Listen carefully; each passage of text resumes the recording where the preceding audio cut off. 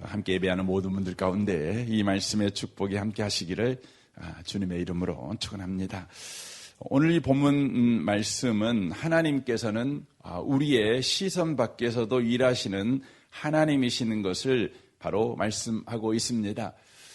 우리의 정황과 상황을 뛰어넘어 우리의 현실을 뛰어넘어 바로 우리의 이해가 없는 곳에서도 일하시는 하나님이시다, 이렇게 말씀을 하고 있는 것입니다. 이사야 이 45장은 바로 100년 후에 일어날 일을 지금 말씀하고 있는 것입니다. 하나님의 약속은 이스라엘 백성에게 너무너무나 큰 약속이었습니다. 그러나 그들이 처해 있는 현실은 너무너무나 작고 초라하며 비참한 그런 현실을 그들이 바로 살고 있는 것입니다. 바빌론 포로로 그들은 지금 살고 있는 바로 현실인 것이죠. 하나님의 약속은 너무너무나 큰데 우리의 현실은 너무너무나 초라한 현실. 그렇다면 여러분, 하나님의 약속과 큰 하나님의 약속과 초라한 우리의 현실, 이 간극 사이에서 하나님은 어떻게 바로 일하시는 것일까요? 이 부분을 오늘 이사야 45장이 우리에게 말씀해 주고 있는 것입니다. 여러분과 제가 높은 뜻을 가지고 인생을 사는 것은 생각보다 여러분 쉽습니다. 하지만 현실을 하루하루 살아간다는 것이 참 어렵습니다. 현실이 참 어렵습니다. 한 여자와 그 여자의 남편이 되어서 그리고 아이들의 아빠가 되어서 인생을 산다는 것은 여러분 어렵습니다. 한 나라의 대통령으로 사는 것보다, 그리고 여러분 민족 중흥의 역사적 사명을 완수하기 위해서 큰 꿈을 가지고 사는 것보다 여러분 사실 현실을 산다는 게 더 어렵습니다. 이것을 잘 보여주고 있는 역사적 사건이 하나 있는데, 여러분 남아공의 넬슨 만델라라는 분을 여러분 아마 아실 것입니다. 제가 아프리카 갔을 때에 아프리카 땅은 참 그 사람들이 존경할 만한 사람이 없어요. 그러니까 각 나라마다 아이들에게 우리 민족 가운데는 이런 훌륭한 인물이 있어, 우리가 어렵지만 이런 인물들을 우리가 본받고 살자, 이런 교훈을 줄 수 있는 인물들이 있지 않습니까? 저는 우리나라에도 있지 않습니까? 뭐 이순신 장군도 있고, 뭐 세종대왕도 있고, 뭐 김구 선생님도 있고, 뭐 여러분 계시죠. 근데 아프리카에 갔더니, 탄자니아에 갔더니 아무도 없어요. 탄자니아 땅에 그런 사람이. 그러니까 그 아프리카 전역에 사는 사람은 누구를 모델로 삼냐면 나라를 떠나서 넬슨 만델라를 모델로 삼습니다. 그 나라에 가도 막 넬슨 만델라 막 그림이 붙어 있고 막 그럽니다. 그만큼 대단한 분이시죠. 그분은 27년 동안 감옥에서 투쟁을 한 사람입니다. 그러니까 27년 동안 감옥에 갇혀 있었어요. 그러니까 얼마나 고통스럽겠습니까? 맨날 매질당하고 고문당하고, 그리고 남아공이 오직 덥습니까? 뜨겁습니까? 사막에서 38도가 넘는 그런 곳에서 강제 노역을 당한 사람이 이 넬슨 만델라입니다. 그럼에도 불구하고 그 혹독한 감옥에서 27년 동안 이 사람의 꿈을 꺾지 않고, 이 사람은 이 조국 남아공이 흑백의 갈등이 없는, 흑인과 백인이 함께 춤을 추는 나라가 돼야 된다, 이런 꿈을 꺾지 않고 감옥에서 그렇게 산 사람입니다. 그리고 그가 감옥에 나와서 얼마 되지 않아 대통령이 되어서 그는 실제 그런 나라를 만들죠. 굉장한 사람입니다. 그런데 놀라운 것은요, 이분이 이 감옥에서 있으면서도 27년 동안 부부관계를 유지했어요. 27년 동안 감옥에 있으면서. 감옥 밖에 있는 부인도, 감옥 안에 있는 이 남편인 넬슨 만델라도 애틋하게 서로 사랑하고 그렇게 했다고요. 그런데 감옥에 풀려나갔고 6개월 만에 이혼했습니다. 뭔 말인지 이해되신가요? 여러분, 부부로 산다는 게 감옥에 사는 것보다 어렵습니다. 여러분, 우리가 민족 중흥의 역사적 사명, 이런 그 비전을 가지고 여러분 사는 것은 훨씬 쉬워요. 그런데 부부가 서로 그냥 사는 건 훨씬 어렵습니다. 여러분 현실이 어렵지요. 여러분 직장생활하고 산다는 게 어렵지요. 여러분 사업하며 산다는 것도 어렵고 참 어렵습니다. 그런데 우리에게는 언제나 하나님의 약속이 있지 않습니까? 하나님의 약속은 언제나 크죠. 크죠. 그런데 하나님의 약속은 큰데 우리가 당하는 현실이 어렵죠. 그러면 우리의 현실이 더 어렵게 느껴지는 이유가 있습니다. 그 이유는 바로 우리는 보이는 것만 보고 사는 사람들이기 때문에 그렇습니다. 우리의 시선의 한계 속에서 저와 여러분이 살아가기 때문에 현실이 더 어렵게 느껴진다는 것입니다.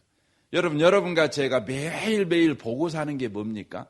가장 가깝게는 여러분 아침마다 거울을 통해 여러분 자신을 보지 않겠습니까? 여러분의 현실을 보지 않겠습니까? 여러분의 현재를 보지 않겠습니까? 그리고 내 주변 사람을 보는 거지요.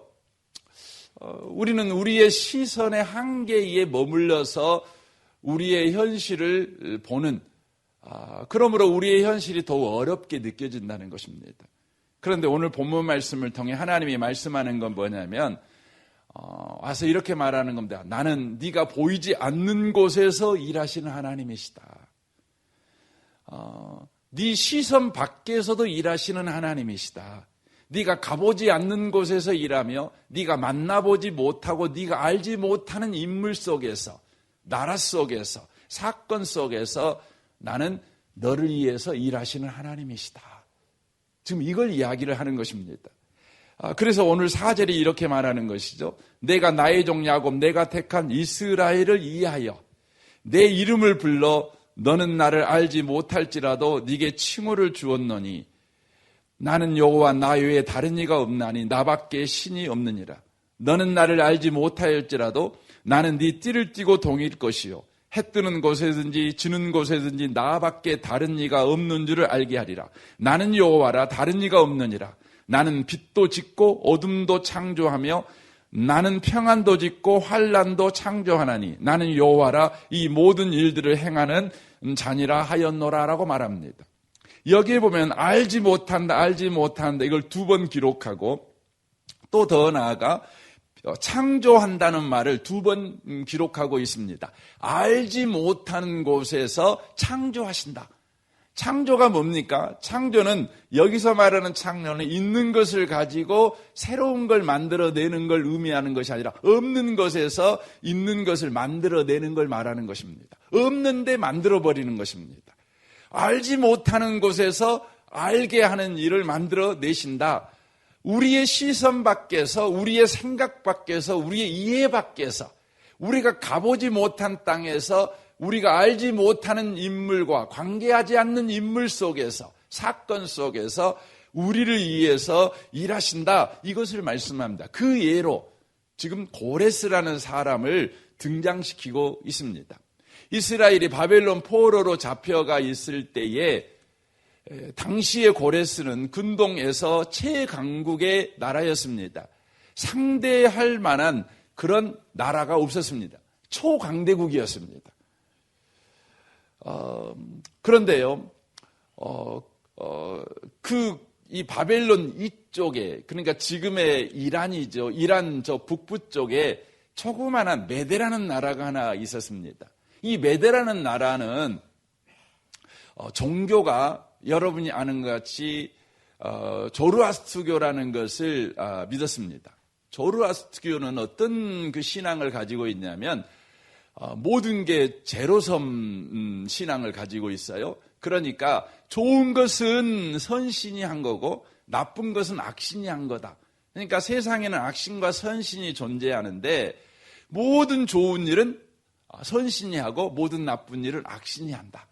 그러므로 바로 선신을 섬기는 우리가 선신이 계속해서 선한 일을 하도록 우리는 선신을 돕는 일을 해야 된다. 바로 이 신앙이 조르아스트교 신앙입니다. 그래서 이 선신이 좋은 일을 할 수 있도록 우리는 끊임없이 선신을 돕는 일을 해야 되는데 그 방식이 뭐냐면 나라를 확장해 가는 거예요. 그래서 정복하는 거죠. 그러니까 나중에 페르시아가 되는데 페르시아는 끊임없이 세계 정복을 합니다. 세계 정복을 합니다. 그 이유가 뭐냐면 자기들이 섬기는 선신이 더 선한 일을 하도록 우리는 협력해야 된다. 이 차원입니다. 그래서 이 메데라는 조그마한 나라지만 이 나라가 이 조로아스터교의 영향을 받아가지고 바벨론을 멸망시키고 우리가 섬기는 선신이 그 땅을 지배하게 해야 된다. 이런 야망을 갖게 됩니다. 근데 이 메데라는 나라와 형제국인 더 작은 바사라는 나라가 있었습니다. 메데나 바사나 둘이 합해봤자 바벨론에 여러분 그 손톱에 떼만지도 못하는 아주 약한 나라였습니다. 근데 메데라는 나라가 같은 형제국이니까 또 같은 조로아스터교를 섬기고 있으니까 우리가 섬기는 신을 위해서 저 바벨론을 우리가 공격하자, 우리 동맹하자 이런 겁니다. 그랬더니 이 바사에 당시에 고레스라는 왕이 있었는데 이 왕이 거절합니다. 아무리 우리가 이 종교적 열심을 가지고 바벨론을 공격하려고 하더라도 우리 현실을 봐라. 이 게임이 되겠냐. 할 수가 없다. 그러니까 못한다. 이런 겁니다. 그러니까 메대의 왕이 화가 나가지고 군대를 바사를 먼저 보냅니다. 바사를 멸망시켜버리려고요. 그런데 이상한 일이 벌어지는 거예요. 파병한 이 군대 장관이 바사에 가가지고 그냥 항복해봅니다. 여러분 강한 나라가 작은 나라에 가갖고 항복하는 건 역사의 미스테리죠. 이해할 수 없는 일이 벌어진 겁니다. 그러니까 메대 왕이 아니 이런 일이 일어나다냐고 정군을 동원해가지고 바사를 공격합니다. 근데 무슨 일이 벌어졌냐면 정군을 동원해서 공격하러 간 이 메대가 갑자기 바사에게 그냥 항복해봅니다. 여러분 이건 이해할 수 있는 일이 아니에요. 그냥 항복해봅니다. 그래가지고 고레스가 바사와 메대의 통일 왕이 돼버립니다. 갑자기. 그래가지고 메대가 바벨론을 공격할 모든 전술 전략을 계획해 놓았었거든요. 근데 그 전략을 따라서 바벨론을 공격합니다. 공격하기 위해서 얼마나 힘을 써가지고 죽냐 사냐 전의를 이제 모아가지고 바벨론을 공격하는데 희한한 일이 벌어져요. 공격하려고 죽으라고 그냥 죽기 아니면 살기로 바벨론을 공격하자고 공격 앞으로 그랬는데 무슨 일이 벌어지냐면 갑자기 바벨론 성문이 쫙 열리더니 들어오세요.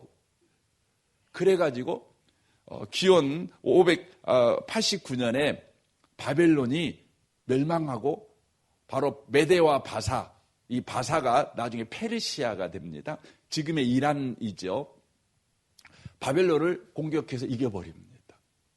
왜 이런 일이 일어났을까요?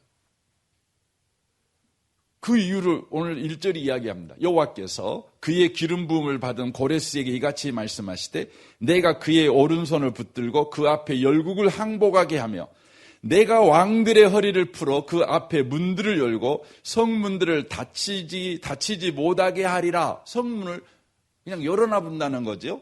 내가 너보다 앞서가서 험한 곳을 평탄하게 하며 논문을 쳐서 부수며 새빗장을 꺾고 내가 흑암 중에 보화와 은밀한 곳에 숨은 재물을 주어 내 이름을 부르는 자가 나 여호와 이스라엘의 하나님인 줄 네가 알게 하리라 라고 말씀합니다.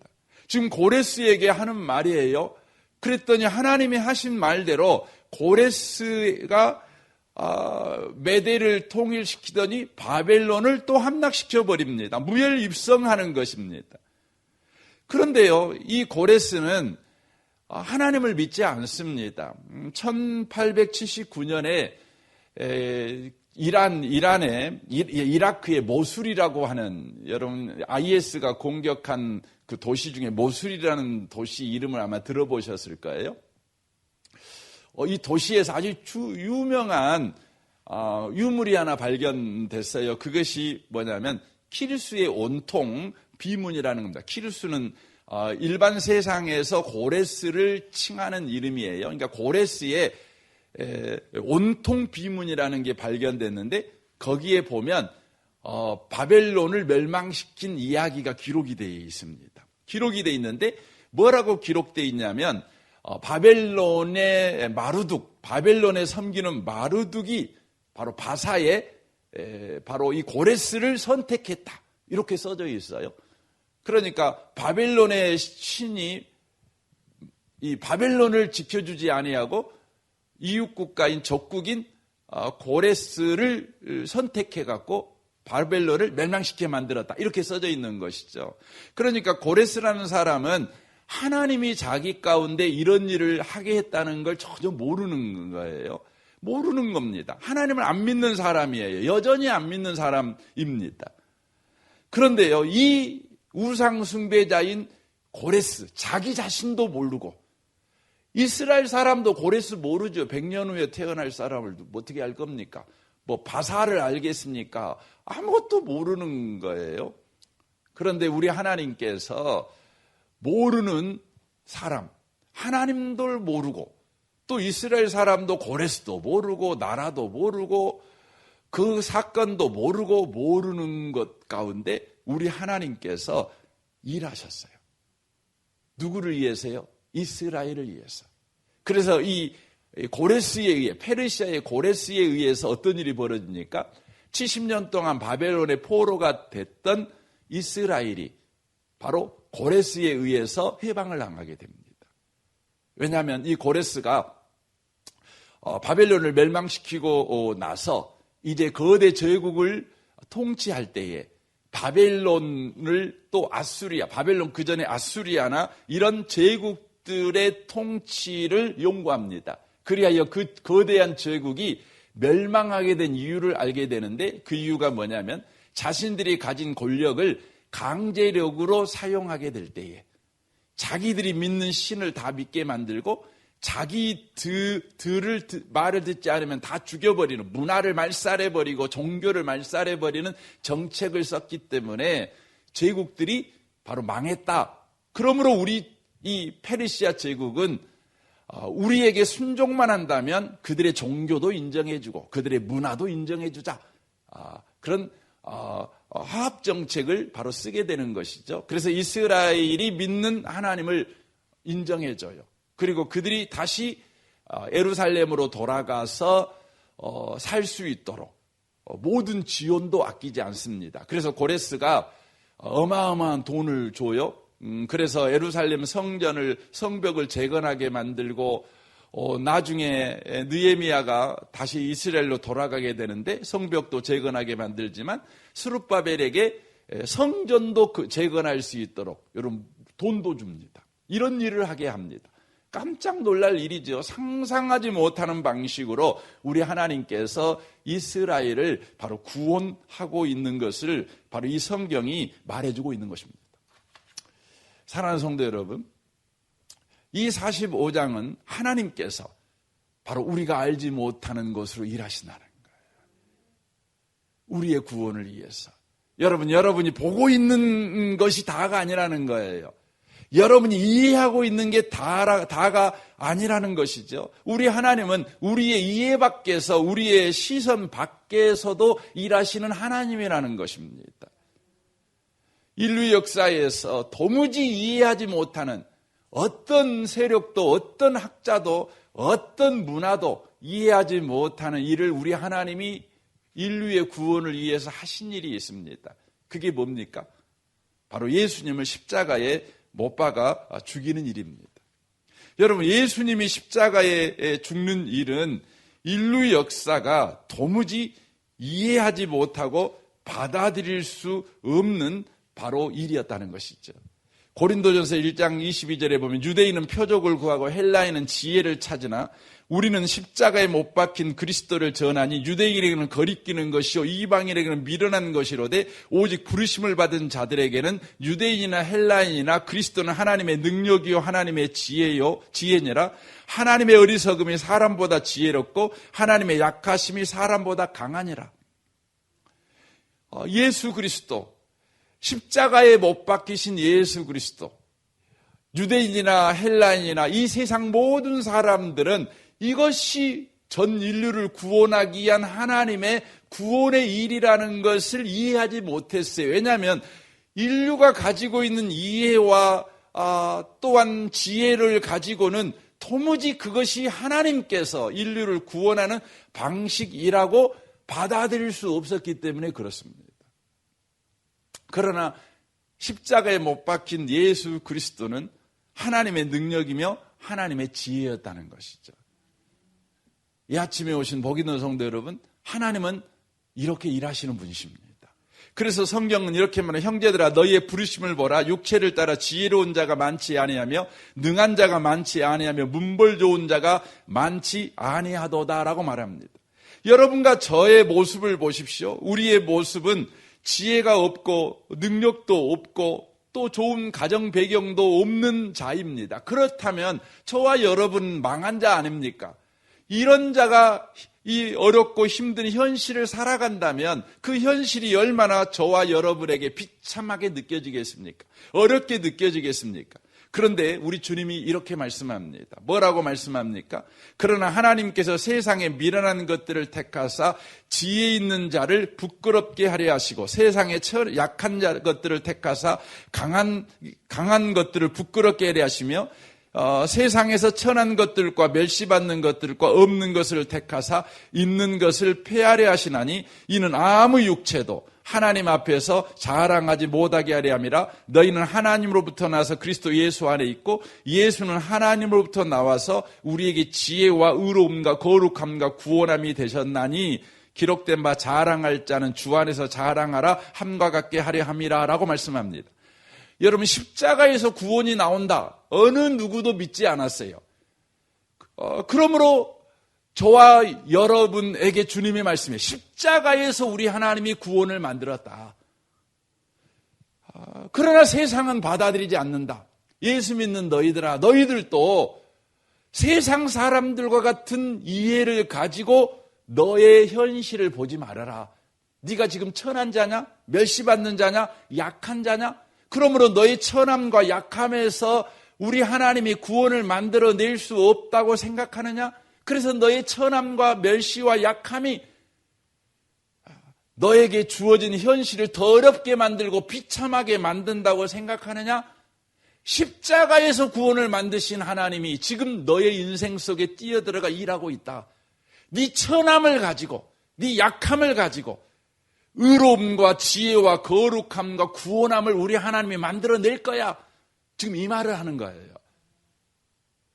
여러분, 우리는 보이는 것만 봅니다. 우리의 이해하는 것만 이해합니다. 그래서 우리는 늘 하나님 앞에 구하지요. 우리가 약하면 주님 나 강하게 해주세요.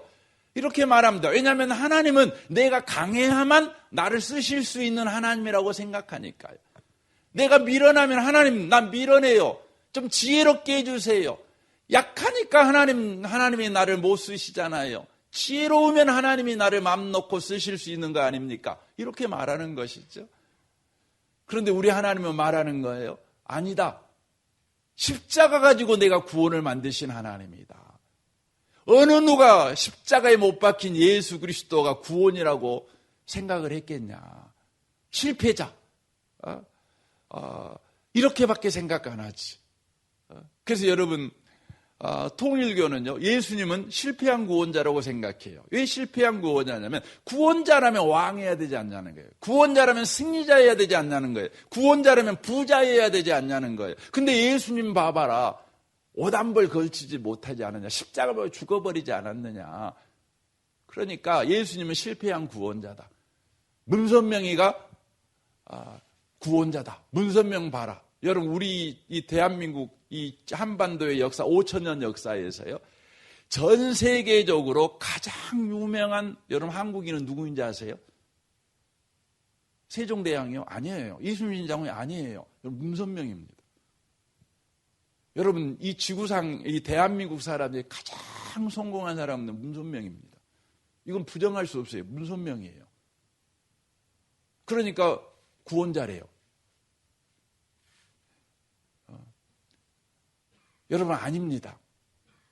예수님은 우리의 시선이 보이지 않는 곳, 우리의 이해를 넘어버린 십자가에 무기력하게 죽어버리신 그 예수, 그 예수가 우리의 구원입니다.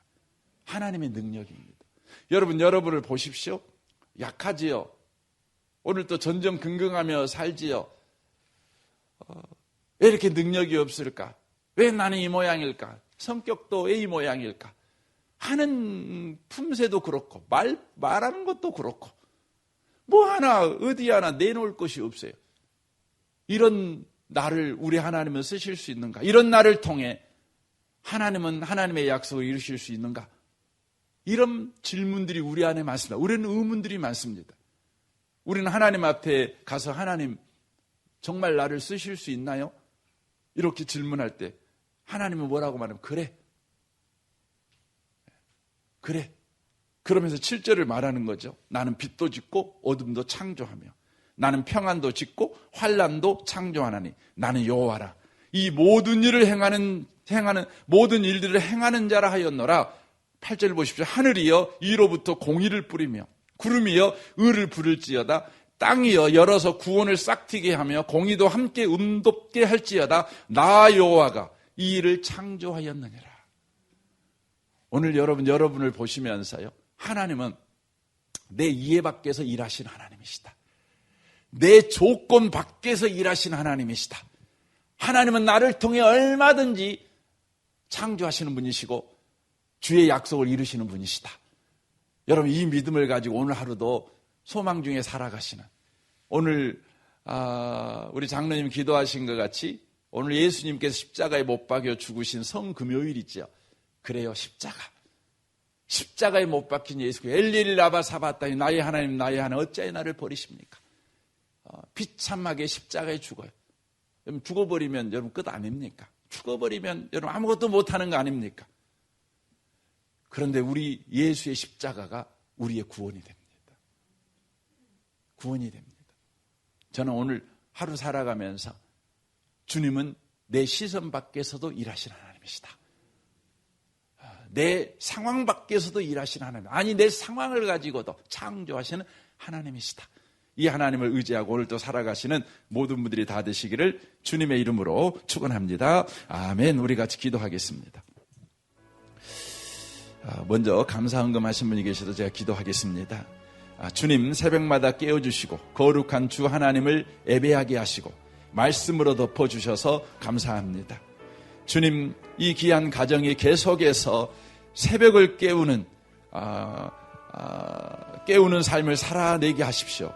하나님께서 새벽마다 도우신 하나님, 어둠을 깨고 빛을 창조하신 하나님을 계속해서 경험해가는 이 가정 되게 하시고, 약함과 또 못남과 또 어리석음과 또 부족함, 이 모든 것 가운데 가지고 의로움과 거룩함과 또 구원을 창조하시는 그 하나님을 계속해서 경험해가는 이 가정, 그 하나님만을 자랑하는 가정이 되게 해 주옵소서. 우리 같이 통성으로 주여 한번 부르짖고 우리 통성으로 오늘 기도하기를 원합니다. 기도하겠습니다. 주여. 오 하나님 아버지 감사합니다.